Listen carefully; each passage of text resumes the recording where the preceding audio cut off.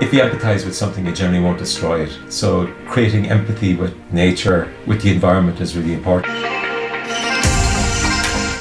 Guys, I'm in Westport today where I will meet Kevin O Callaghan. Kevin O Callaghan is doing a lot of outdoor activities. He's been, for example, kayaking over 200 nautical miles at the coast of Greenland. And he's also a great educator at the University of Galway. Some of the students told me that he really lives up to what he teaches, and he is teaching outdoor activities and environmental issues. So he's connecting doing outdoor stuff, outdoor sports and tourism with a sustainable way of life, and I can't wait to see what he can teach me about this. One thing that I was especially interested is, what changes does someone observe who spends that much time outdoors? I think for outdoor education, you're ultimately in the outdoors, so you can see the impact of what's happening in the environment very quickly. So for example, even you can see seasonality as you're there, but if you're revisiting places, you can see, oh, there's more of this, there's less of this, or alternatively, I can see a lot more erosion. So I think it's automatically, you can actually see very, very quickly yourself.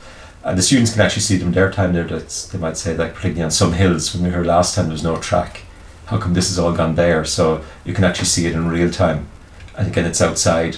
And there's also, you get to places where people don't normally, I say, get to, and you can see those changes rather than things that can be camouflaged or brushed up by a bit of gardening or a bit of being made nice by the council. So I think it's this idea of being out there and experiencing it. I think definitely one of the big changes is that, like I say, I spent a lot of all my holidays on an island, and like we lived 25 metres from the beach for our summers.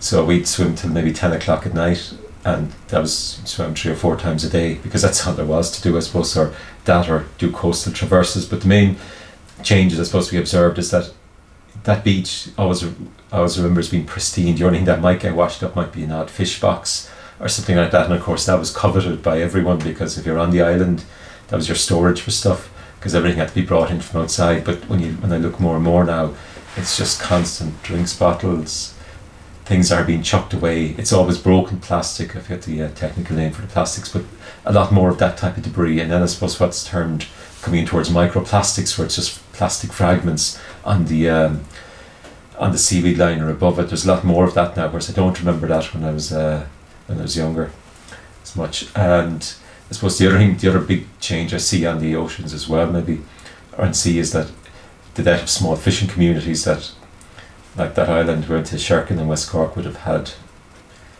6-7 boats fishing out of it. Now there's no boat left fishing out of it. So all the small fishing communities have been decimated, and it's all like, even if you look at the west coast of Ireland, you have Castletown Bear, Killybegs, and there would have been Arran, but there's only 2 trawlers left working out of Galway. So the whole west coast, it's all been taken up by big super trawlers. So the whole kind of sense of community's been lost there. There's some potting boats left for doing lobsters and crab, but they're few and far between these days. So for me, of course, it's really interesting to know, as someone who observes so many changes in your environment, and you're the one teaching the teachers of tomorrow, what is your approach? And from Kevin I learned it's engagement and empathy. If you empathise with something, you generally won't destroy it. So creating empathy with nature, with the environment, is really important. So it's that idea that getting the people to actually engage with, and sometimes it can be something very sensual or tactile, such as touch, smell, in terms of trees or whatever, because most people look at trees and don't realise there's a bit more to it. So I suppose it's that idea of getting people to empathise, because if they empathise with something, they're not going to destroy it. So that's what I'm kind of interested in. One problem related to environmental issues is that those are often so big that one person as an individual can easily be overwhelmed by the size of the problem and feel helpless when it comes to solving the problem. So I really wondered what Kevin thinks about this. One of the great issues is that the overwhelming nature of what's happening with the planet. I think it's kind of starting with something small that's quite concrete, and like we have a bit cynical maybe of things like beach cleanups and stuff like that. We do them because I think ultimately there's a kind of feel-good thing at the end of it, where students can see, well, we've picked up all of this and I can't see anything.